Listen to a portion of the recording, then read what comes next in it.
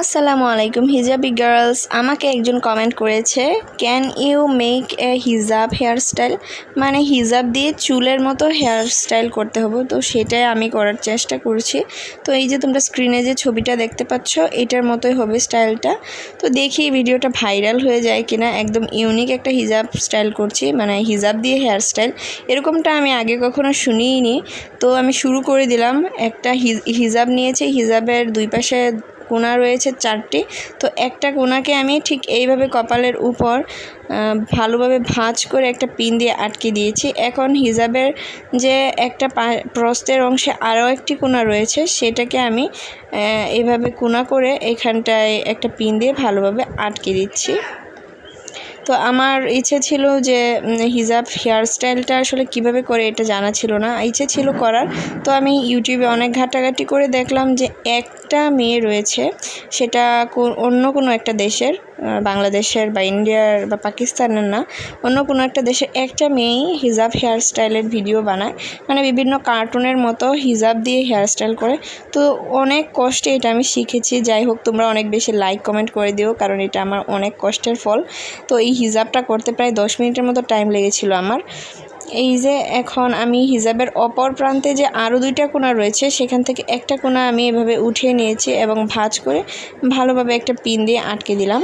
এখন আমি এই 3টা কোনাকে একসাথে এইভাবে আরেকটা পিন দিয়ে ভালোভাবে সেট করে দিচ্ছি, কারণ এই হিজাবের কোণগুলো কিন্তু এইভাবে ভালোভাবে মাথার উপরে সেট থাকলে ভালো লাগবে। এটা যদি এলোমেলো হয়ে যায় তাহলে কিন্তু আর চুলের মতো দেখা যাবে না। এরপর হিজাবের যে বাড়তি অংশগুলো নিচে দিয়ে ঝুলেছিল, সেটাকে এইভাবে ভাঁজ করে আমি মাথার উপরে তুলে এইখানটায় একটা পিন করে দিচ্ছি। তোমরা কিন্তু ভালোভাবে দেখে নিও।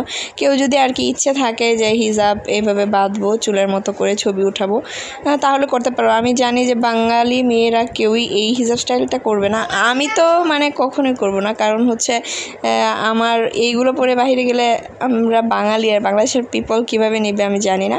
যাই হোক, আমি জীবনেও করব না। তোমরা করবে কিনা কমেন্টে জানিয়ে দিও। আর অনেকে আছে যে এইভাবে করতেও পারে, জানা নেই আমার। যাই হোক, তো পিছনের দিক থেকে যে হিজাবটা রয়েছে সেটাকে চুলের মতো করে পিছন দিক দিয়ে যতটুকু রাখার ততটুকু রেখে উপরে এইভাবে তুলে নিচ্ছি।